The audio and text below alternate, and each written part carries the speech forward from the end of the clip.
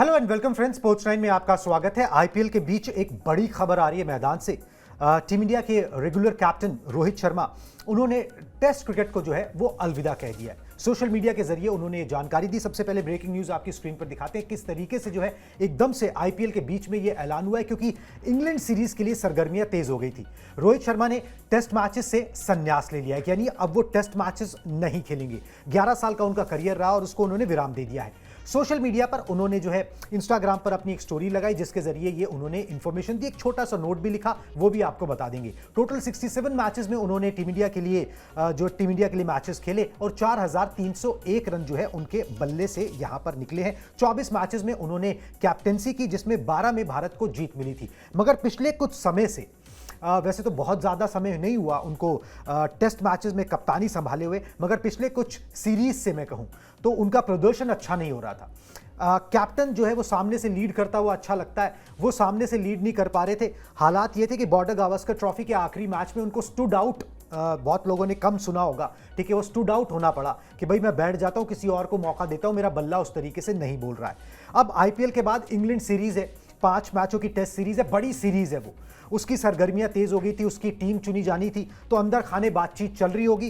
तो यहां पर रोहित शर्मा से भी बात की गई होगी, जी हम आकलन लगा रहे हैं, कयास लगा रहे हैं, और उन्होंने सेलेक्टर से बात करके फिर अपना एक फैसला ले लिया कि it's time for me to step down, कि मैं अब जो है 36-37 साल का हो गया, अब मैं स्टेप डाउन कर जाता हूं। टेस्ट मैचेस में मैंने जितना करना था वो कर लिया और वहां से संन्यास ले लेता हूं।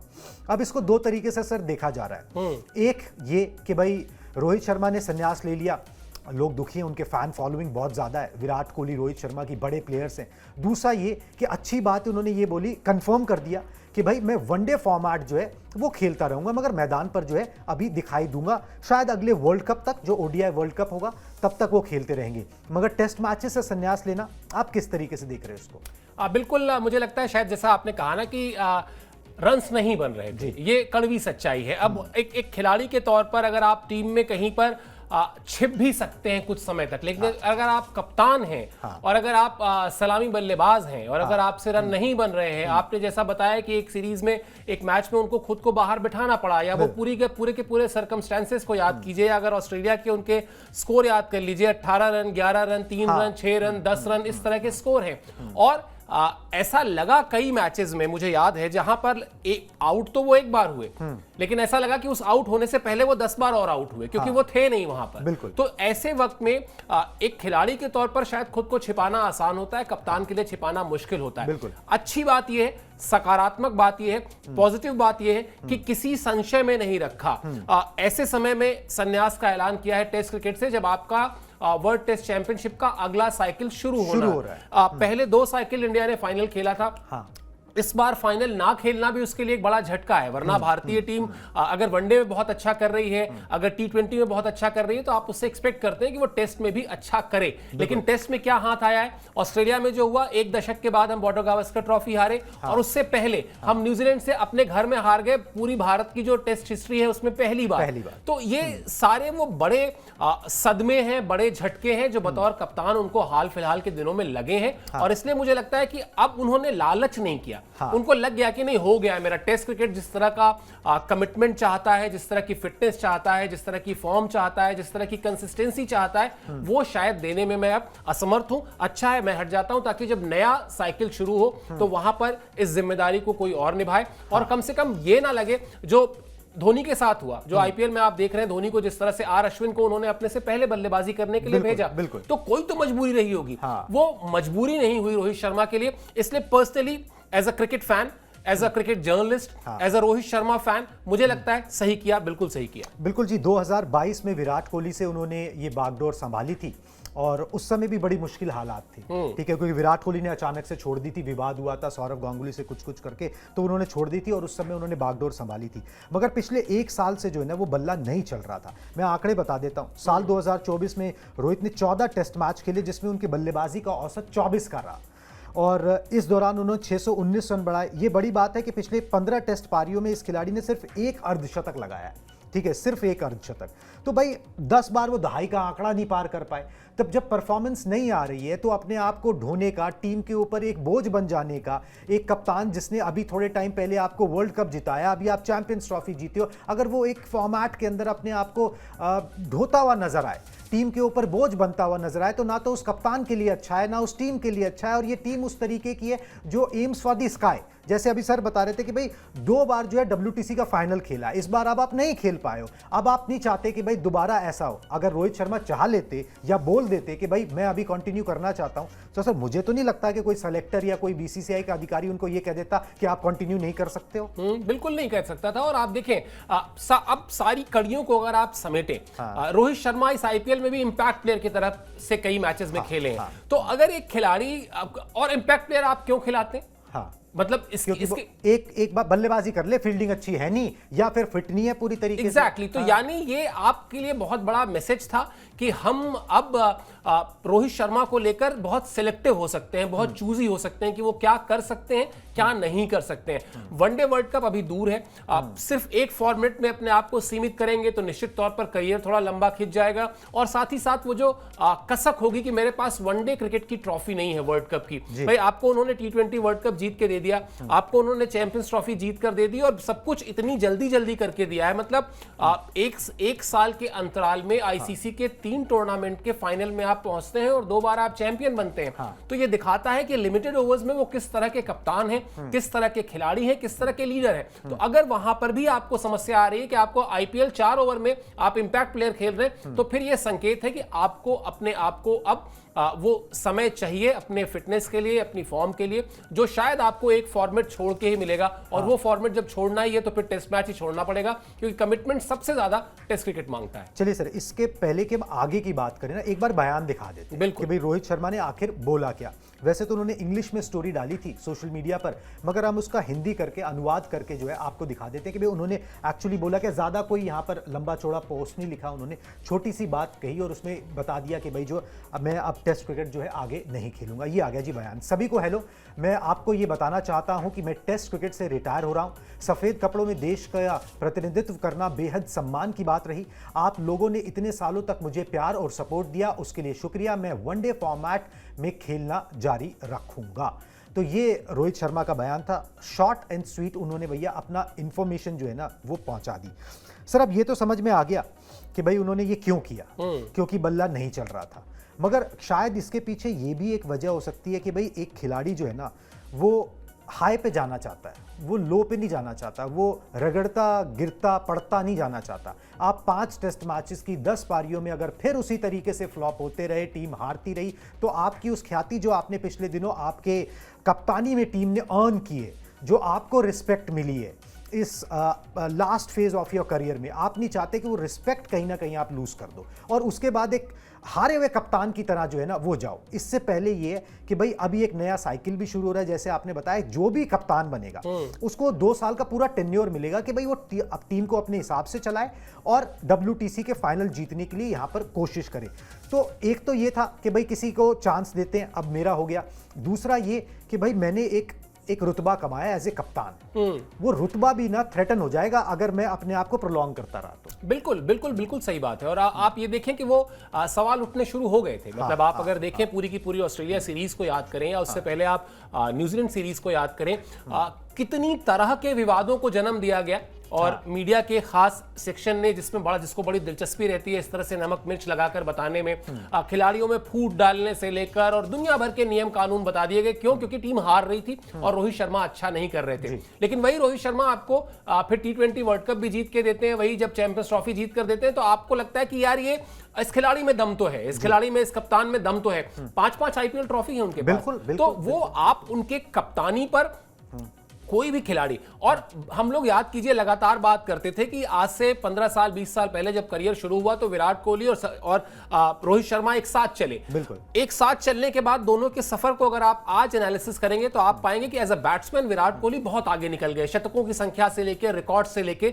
हाँ, एक अलग किस्म की आक्रामक बल्लेबाजी में रोहित शर्मा का अपना अलग तूफान रहा, चाहे वो वनडे क्रिकेट में आप डबल सेंचुरीज से लेकर दुनिया भर की चीजें बात कर लें।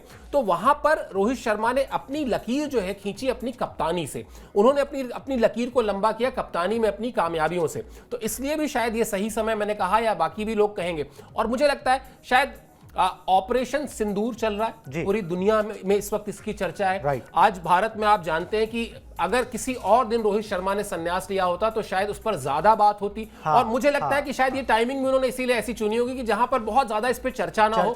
और आप सब लोग जानते हैं कि देश के लिए ज्यादा इंपॉर्टेंट इस वक्त जो है वो ऑपरेशन सिंदूर है, तो उस पर ज्यादा बातचीत होगी, चाहे वो मीडिया हो, चाहे सोशल मीडिया हो, चाहे डिजिटल मीडिया हो। वहां पर एक स्टोरी डाल के, एक पोस्ट डालकर उन्होंने अपना फैसला भी सुना दिया। और कल ही अभी कुछ ही घंटे पहले गौतम गंभीर से पूछा गया था कि भाई आप क्या चाहते हैं, विराट कोहली और रोहित शर्मा इंग्लैंड सीरीज के लिए टीम में हो या ना हो। तो उन्होंने कहा था कि मेरा काम नहीं है ये, मेरा काम टीम सेलेक्ट करना नहीं है, मेरा काम कोचिंग का है, सिलेक्टर्स का काम है। और जब तक वो अच्छा खेलते हैं तब तक वो अब उनको खेलने में कोई तकलीफ नहीं है, लेकिन जब तक वो अच्छा खेलते हैं, क्या वो अच्छा खेल पा रहे थे? इसका सीधा जवाब है नहीं। और अगर इसका सीधा जवाब है नहीं, तो फिर जैसा मैंने पहले कहा था, मैं इस बात से, इस टाइमिंग से मैं बिल्कुल, और जीवन भर उन्होंने टाइमिंग का ही खेल ही किया है। बिल्कुल जी। और वैसे अगर मूलतः देखा जाए ना, मतलब लोगों के अलग अलग थॉट्स हो सकते हैं। मेरा थॉट हमेशा से ये था कि वो टेस्ट के ना उस तरीके के प्लेयर थे भी नहीं। वो खेला उन्होंने, वो कप्तानी भी की, मगर वो मतलब जिसे कहते हैं ना कि भाई आदमी बना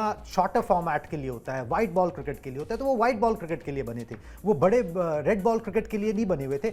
मगर उन्होंने फिर भी एडजस्ट किया। मतलब मैं इस पे आपसे पूरी तरह सहमत नहीं हूं। रेड बॉल में भी उन्होंने बहुत कुछ किया। मतलब आप उनका ओपनिंग जब से, मैं इसको ऐसे अगर आप मुझसे कहें तो शायद मैं ऐसे कहूंगा कि अगर उनके आप टेस्ट करियर को भी दो हिस्सों में बांट दें, जब उन्होंने ओपन करना शुरू किया और उसके बाद का जो उनका एरा है, वो एरा बिल्कुल अलग है। वो फियरलेस क्रिकेट खेली उन्होंने वहां पर। और जिस ब्रांड की क्रिकेट, टेस्ट क्रिकेट की बात कर रहा हूं, और टेस्ट क्रिकेट में जो इंटरेस्ट जनरेट करने वाले खिलाड़ी रहे, चाहे वो क्रिस गेल हो, चाहे वीरेंद्र सहवाग हो, चाहे ब्रैंडन मैककलम हो, यानी वो खिलाड़ी जिन्होंने टेस्ट क्रिकेट में ओपनिंग की परिभाषा को बदल के रख दिया। उन्होंने कहा नहीं, टेस्ट क्रिकेट में वहां जाकर बैठने का मतलब टुक टुक करना नहीं होता, मैं तो मारूंगा गेंद को, अगर गेंद मेरे लिए मारने वाली होगी तो मैं मारूंगा। तो एज एन ओपनर जब उन्होंने टेस्ट क्रिकेट में भी खेला, तो मुझे लगता है वहां पर भी वो बड़े बल्लेबाजों में, मेरे लिए कम से कम बड़े बल्लेबाजों में शुमार रहेंगे। No doubt. मगर बस बात वही है कि भाई जितना बड़ा उनका कद व्हाइट फॉर्मेट में नजर आता है ना, वैसा प्रदर्शन रेड बॉल क्रिकेट में नहीं आया। 12 शतक फिर भी उन्होंने जो है टेस्ट क्रिकेट के अंदर लगाए।